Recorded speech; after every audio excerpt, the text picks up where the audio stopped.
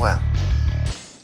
what shall we talk about? Hello Game fans, real-time strategy games are back. Following somewhat of a renaissance from games like the Command & Conquer Remaster, Age of Empires 2 Definitive Edition, and even indie mega hits like They Are Billions, developers are once again trying their luck with this genre, with both innovative new ideas and tributes such as Warchief, a game that looks to be very Warcraft 3 in terms of theme and look, as well as factions and units available, but appears to be scaling back on the base building elements, although bases and structures are still a thing in this game. Also different here is that you're able to summon units instantly on the battlefield, which must be driven by an economic engine on the back end, looking kind of neat and is supposed to be a free-to-play title, so I am curious about the monetization. Games so cool at war! This one's here for the lols, since the Touhou Empires is another title that is based on characters from the Touhou project, but rather than the very common shoot 'em up, roguelite or platformer variants, this is straight up a full RTS title instead, where I don't believe there's another Touhou game in this genre, which makes it a first. More importantly though, is that this game initially had cover art that looked like this, but the cowards have since changed it back to the regular anime girl versions of the characters, which does make it more generic, but the in-game look remains the same, although it is still subject to change. There's full base building and resource gathering, as well as different factions, which is interesting, along with the rock paper scissors type of counters for each type of units, from cavalry to archers and magical grimoires, also having 40 named characters from the franchise, where you can activate their unique spell cards at critical junctures. There's a full story campaign as well, with over 30 stages, as well as online support for up to 6 players, looking kind of awesome and is so indie games.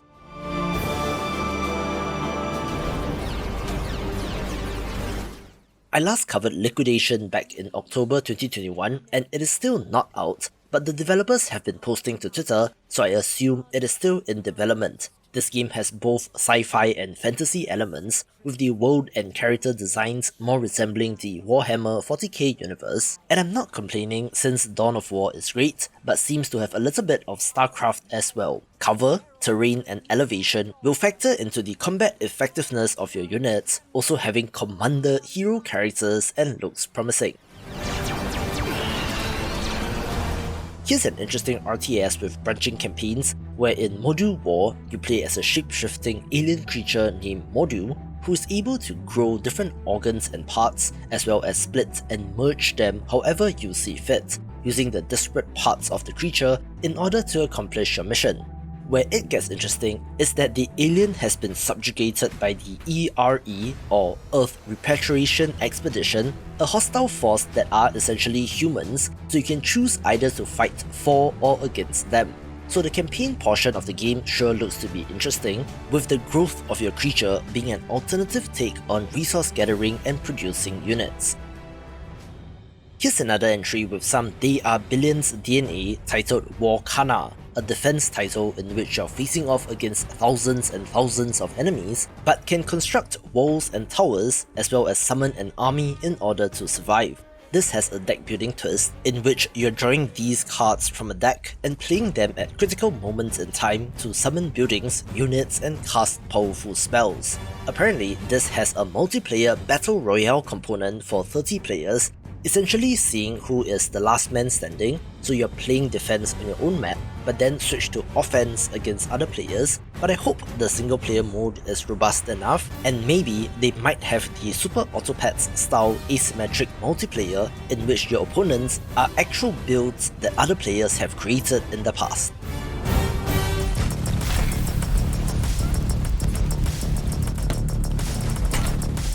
An impressive looking diesel punk RTS title is Ratten Reich, one that is set in a period in which the technology looks similar to World War II level, but is a fictional fantasy world filled with anthropomorphic animals, with rats, mice, lizards and monitor lizards battling for supremacy. From the theme, it sure looks to be inspired by the Company of Heroes games, in which I don't believe there are any base building or resource gathering elements, but rather it is focused on tactics and strategy in combat. It takes place across 3 continents, each of which present their own hazards and challenges, such as the central continent with heavily fortified military bases, the eastern continent with marshes and swamps that slow down troop movement, and the desert continent with little to no cover that is more suitable for vehicles over infantry. Each unit can be customized and upgraded, with there being physics destruction of buildings and objects on the battlefield, and looks like a very impressive title.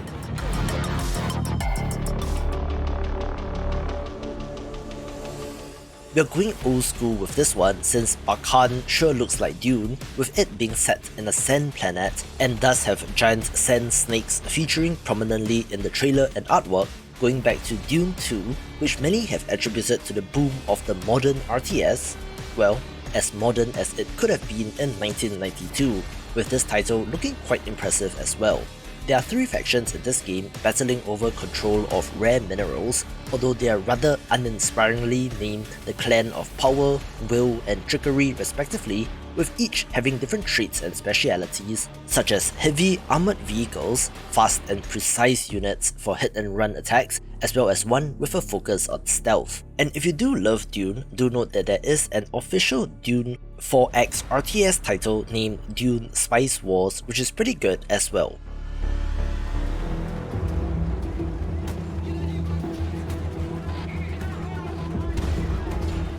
I was surprised to see Man of War 2 pop up on the radar, since the original Man of War was one of the first indie games that I got through Humble Bundle all those many years ago, since that was a 2009 release, so 15 years later the series is back. It is a World War II title, this time focusing on the eastern and western fronts, with historically accurate units as one of the main draws, and frankly, it looks very good for an RTS in 2024. There's no base building in this game, being a tactics and strategy focused title first, with the added twist being direct control, in which you can take control of any single unit on the battlefield, turning it into more of a third-person action game, which is interesting. It has a story campaign from both the perspective of the Allies and Soviets as they battle the Third Reich, and also has PvP and co-op multiplayer support, and looks like one for World War II game buffs.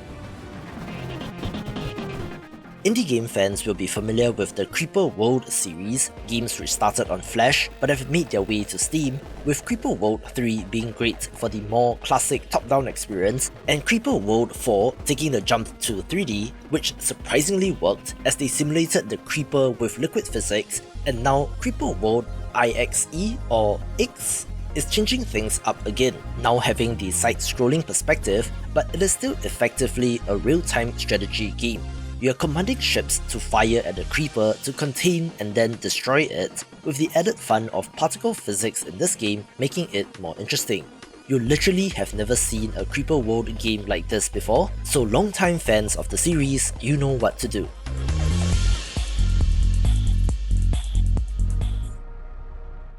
Another entry in the survival defense RTS subgenre popularized by D.O.R.F Billions is From Glory To Goo, in which you play as human colonists attempting to build a base of operations on an alien planet, but are then assaulted by the shape-shifting alien force known as the Goo. However, unlike Creeper World mentioned earlier, this Goo is not some faceless blob or organic mass, but rather can be shaped into all sorts of units, with the swarms of them certainly reminding me of the zombies from D.O.R.F Billions. There appears to be light factory building elements as well, since I see conveyor belts in the trailer, and while not the most beautiful looking pixel art, I suppose the art style does work for this game.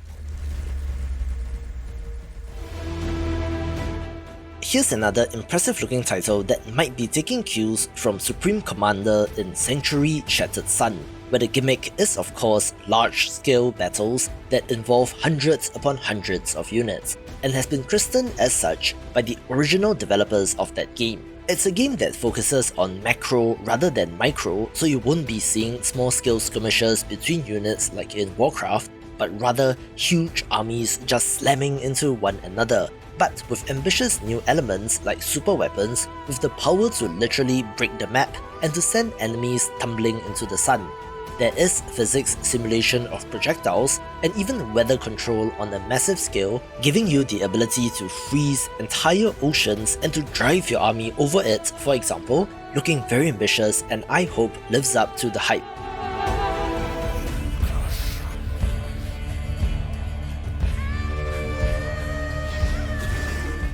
Just a quick one here, since I've covered Godsworn quite recently, being a mythological RTS with all the classic elements including base building and resource gathering, along with hero units and a story campaign, telling the tale of the Northern Crusades, of pagan gods and their followers fighting against crusaders and the armies of heaven. If you love games like Age of Mythology, I'm sure that you'll find something interesting here, only it has a more Nordic twist, so you'll be seeing creatures and monsters from that mythology rather than Egyptian or Greek. One of the main resources here, interestingly enough, is faith, which comes from the number of followers that you have, having a co-op campaign, but also competitive PvP skirmish mode, with the best part being that its early access release is on 28th March, so depending on when you're watching this, it should already be playable.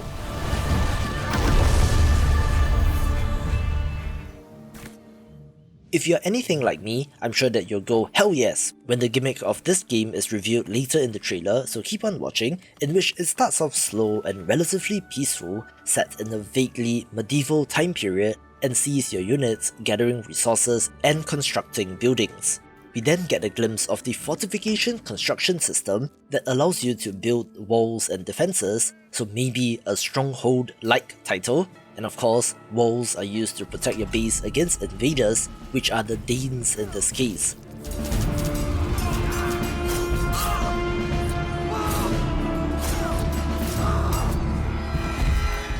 But then, the hook here is that Dinolords involves armored dinosaurs to both fight against and ride, adding in some action RPG style combat as well, and looks awesome.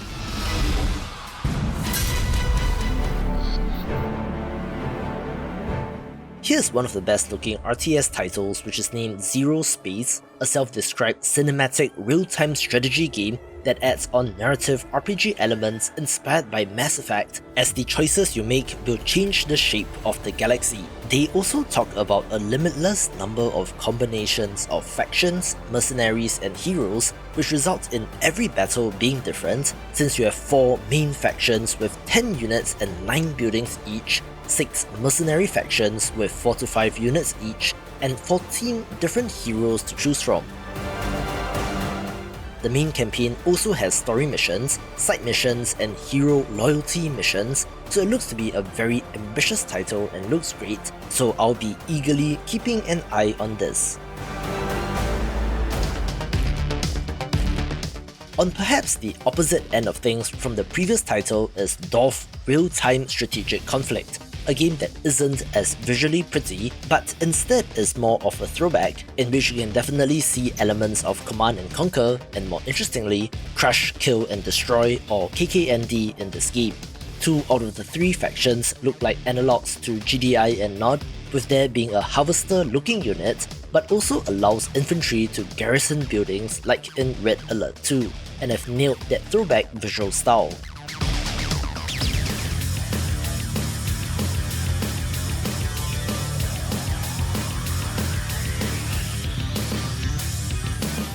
Speaking of Command & Conquer, this is an indie game channel, so I wanted to give some smaller games a shout out, with Dying Breed looking like the original Command & Conquer or even Red Alert 1, absolutely nailing the art style. However, it does seem like there's only one faction to play as, which is the GDI analog in this world, in which you are taking on mutants but does also have all the classic base building elements and might resemble more of the Ant campaign from Red Alert Counter-Strike with the PvE focus. Still, it looks sick and even has cheesy FMV and is definitely for fans of the genre.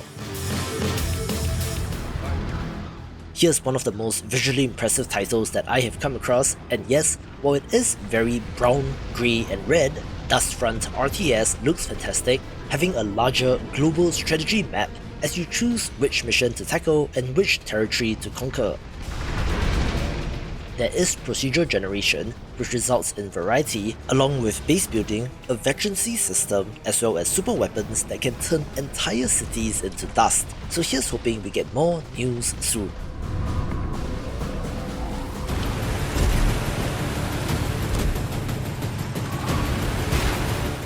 This next title does not have a Steam page, so you might be wondering why it is up this high, and of course, the answer is that Industrial Annihilation comes to us from the developers of Planetary Annihilation, one of the best modern RTS series, and looks great, with the art style similarly carrying over into this new game. Also new here is that this has factory building elements in addition to RTS action, in which you are automating the production of entire units, looking like kind of a lot, but awesome, and is supposed to be a 2024 release, so look out for the Steam page when it is done. I cannot talk about RTS titles without mentioning Stormgate, since it comes to us from Frost Giant Studios that comprises of ex-Blizzard people who worked on StarCraft 2, and funnily enough, it looks like they have meshed StarCraft 2 together with Diablo for this new game, with an unannounced third faction, so I wonder what that could be. I remember this being big news back in 2020 when the studio was announced, and even after getting $35 million of funding, they recently concluded a Kickstarter which raised $2.3 million,